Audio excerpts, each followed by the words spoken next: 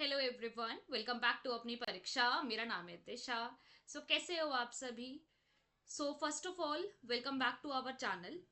हम लोग अपनी परीक्षा की टीम आप लोगों को स्टेनोग्राफर का कोई भी एग्जामिनेशन हो, चाहे वो एसएससी का हो, डी ट्रिपल एसबी का हो, रेलवे का हो, कोई भी एग्जामिनेशन हो, उससे रिलेटेड, स्टेनोग्राफी से related best information, best guidance सब कुछ देते हैं यहाँ पे। तो आप लोग सब्सक्राइब कर सकते हो चैनल को, वीडियो को लाइक कर दीजिएगा। आज इस वीडियो में हम डिस्कस करेंगे मोस्ट मोस्ट मोस्ट डिमांडिंग जो हमारा डिपार्टमेंट है, वो है मिनिस्ट्री ऑफ एक्सटर्नल अफेयर्स, जिसका सपना ऑलमोस्ट हर स्टूडेंट देखता है, चाहे वो कोई और डिपार्टमेंट भी ले ले तो भी उसके दिमाग में यही होता है कि लेना है तो कैसे ना कैसे जाना है। तो एमईए, क्यों जाना है MEA? Foreign postings, salary, perks, the nature of job, everything. ये एक ऐसा डिपार्टमेंट है जो हर इंसान को ल्यूक्रेट करता है कि हाँ यहाँ जाना है। सबसे पहले मोटिवेशन से शुरू करेंगे। 2024 के एमईए में कितनी वैकेंसीज आउट करी है? ग्रेड सी में टोटल है 37। यहाँ पे ग्रेड डी में 6 वैकेंसीज है इस बार। तो सेफ स्कोर तो आपको पता है कि जो हाईएस्ट लाएगा वही होगा। अब हम शुरू करेंगे। एमईए में आप लोगों को कहाँ कहाँ पोस्टिंग्स मिल सकती है? इसकी जो पोस्टिंग्स रहती है वो रहती है new Delhi. Maximum time 90% of time आपको हेडक्वार्टर्स मिल जाते हैं इसके, ठीक है, आराम से। लेकिन 10% ऑफ टाइम, क्योंकि ऐसा नहीं है कि सिर्फ हेडक्वार्टर्स में वैकेंसी होती है, बहुत जगहों पे है। दिल्ली में भी कम से कम इसके 7 to 8 ऑफिस हैं, तो कहीं पे भी आपको मिल सकती है पोस्टिंग, ठीक है। अब इसके अलावा क्या होता है, जैसे कानपुर है या फिर और भी जगह हैं, हर स्टेट में अपना एक पासपोर्ट ऑफिस भी होता है। तो वहां पे भी अगर वैकेंसी खाली है और आपका मन है कि नहीं मुझे एमईए में ही रहना है बट मुझे मेरे स्टेट वापस जाना है, तो इन केस अगर वहां पे वैकेंसी अवेलेबल है तो आफ्टर योर प्रोहिबिशन पीरियड आप अप्लाई कर सकते हैं। लेकिन चांसेस 10 to 20% ही रहते हैं जो आपको अपना स्टेट मिल जाए, अदरवाइज आपको दिल्ली में रहना पड़ता है। क्वेश्चन आता है कि हम एलिजिबल कब हो जाते हैं कि हम फॉरेन पोस्टिंग्स पे जा सके?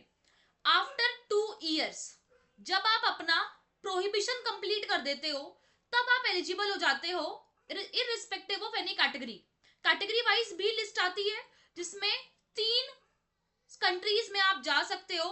एक ए होती है जो बहुत ही अच्छी होती है, लाइक यूएसए, यूके, मेक्सिको, ये सब। बी टाइप ऐसी हो गई जो मॉडरेट टाइप होती है। सी हो गई जो इंडिया के नेबरिंग में है लेकिन थोड़ी सी रिस्की है, जैसे अभी मान लो यूक्रेन है तो थोड़ा बहुत वो भी। या मान लो हमारी इंडिया की नेबरिंग सबसे कौन है, पाकिस्तान है, या फिर आपका अफगानिस्तान है, आगे ईरान है, फिर इराक है। तो ये सब थोड़ा सी में आता है, लेकिन आई कैन कंफर्म यू कि कोई दिक्कत वाली बात नहीं है। उल्टा यहाँ पे एक्स्ट्रा अलाउंस भी मिलता है, सिक्योरिटी अलाउंस भी मिलता है। अब पर्क्स क्या क्या हैं? अब आपको लगेगा कि कुछ जा रहे हैं तो पर्क्स भी होने चाहिए। तो अगर आप सी कैटेगरी वाले में जा रहे हैं तो फॉर श्योर आपको एक्स्ट्रा मनी मिलता है, आपकी सेफ्टी का एक्स्ट्रा ध्यान रखा जाता है। जब भी आप इंडिया से बाहर जाएंगे, सपोज करिए कि आपकी मेक्सिको में आ गई है पोस्टिंग, मान लेते हैं, ठीक है। तो जब आप जाएंगे तो आपका जो खर्चा है प्लेन वगैरह का, टिकट्स का, वो सब सरकार उठाएगी। लेकिन उसके बाद जब आप अपने दिवाली होली पे घर आना चाहते हो तो आपको खर्चा उठाना पड़ेगा, या आप जर्मनी में रह रहे हो, या आप यूके में हो, या आप सैन फ्रांसिस्को में हो, लंदन में हो, एनीवेयर। लेकिन जब आप अपनी ड्यूटीज को पूरा करके वापस आएंगे कि अब आपको वहां से छोड़ दिया, मतलब वहां से बोल देगा कि अब आपको दोबारा इंडिया जाना है, अब आपकी फिर से पोस्टिंग इंडिया है, तो जो आते हुए के टिकट्स है वो भी फिर सरकार जो है आपकी भारत सरकार उठाती है। तो ये आपके पर्क्स हो गए। कहीं ना कहीं आपको बाहर घूमने का मौका मिल रहा है। आप अपने स्पाउस को, हस्बैंड या वाइफ को, अपने पेरेंट्स को अपने साथ रख सकते हैं, लेकिन ऑब्वियसली उनका खर्चा तो आप ही उठाएंगे। और इसके पर्क्स में ये भी एड ऑन हो जाता है कि जो ट्रिप्स होती है, काफी बार काफी चीजें जो होती है, यहाँ वहां का खर्चा, टेलीफोन का खर्चा, ये सब आपका सरकार ही उठा रही होती है वहां पे, ठीक है। तो इसमें आपको कोई भी दिक्कत नहीं आती है। और गवर्नमेंट, जो हमारी गवर्नमेंट है, Indian government, one of the best governments है।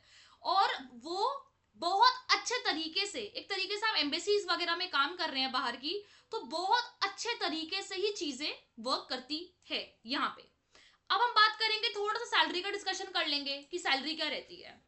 तो स्टूडेंट्स, दिल थाम के, अगर आप इंडिया में हैं तब अगर ग्रेड डी पे लगे हैं तो आपकी सैलरी 49,000 अप्रोक्स जो इस टाइम पे चल रही है वो है।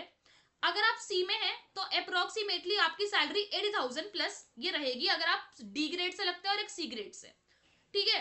लेकिन जहां आप फॉरेन पहुंचे, आपने वहां की धरती पे कदम रखा, तो जो भी है आपकी टैक्सेबल इनकम नहीं होती है, ये अप्रोक्सीमेटली 2.9 लाख से ऊपर ही होती है, ये सब प्लस ही जाएगी। डिपेंड्स ऑन, ये मैंने प्लस क्यों लिखा है, क्योंकि डिपेंड्स ऑन कि आप कौन सी कंट्री में सर्व करने जा रहे हैं, तो मैंने बोला ना कि ऊपर नीचे होता है, बट इन एनी केस आपकी सैलरी 3 लाख से कम नहीं होती है, 3 लाख या 3 लाख से ऊपर ही होती है।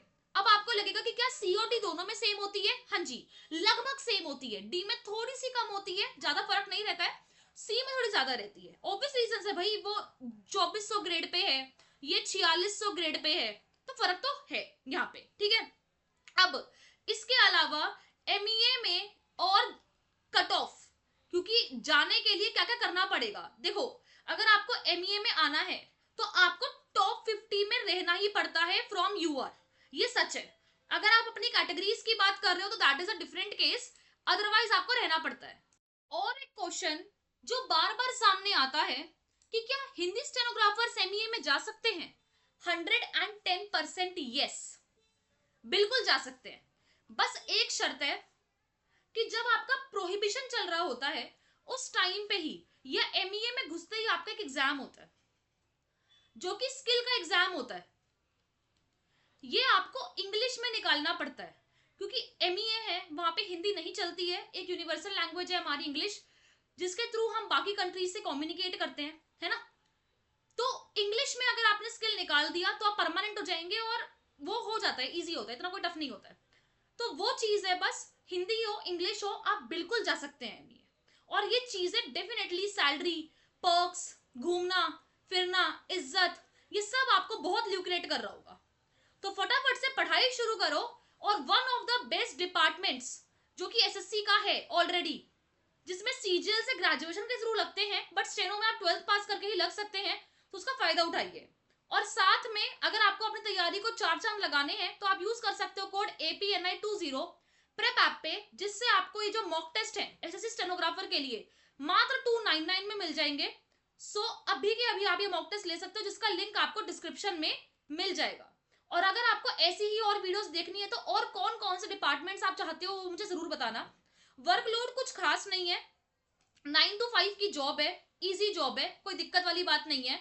ऑब्वियसली आपका क्लरिकल नेचर का ही जॉब होगा, आप पीए होंगे, आप एक ऑफिसर के साथ अटैच होंगे, या फिर आपकी एक टीम होगी जिसके अंदर अगर एक ऑफिसर है तो उनके 5 से 7 जो है वो पीए वगैरह रहते हैं।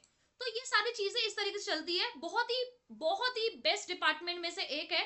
एंड बाकी अगर आपको इंटरव्यू वगैरह चाहिए स्टूडेंट्स के तो लेट मी नो, मैं जरूर ट्राई करूंगी कि आप लोगों के लिए इंटरव्यूज वगैरह भी इस चैनल पे रखूं। बाकी अभी तक अगर आपने अपनी परीक्षा को सब्सक्राइब नहीं कर रखा है तो one of the authentic channels है स्टेनोग्राफर के लिए, प्लीज कर लीजिएगा। बाकी मैं मिलूंगी आपसे आने वाली वीडियोस में, तब तक के लिए आप अपना ध्यान रखो, खुश रहो and take care. And video को लाइक करना बिल्कुल मत भूलना। Take care.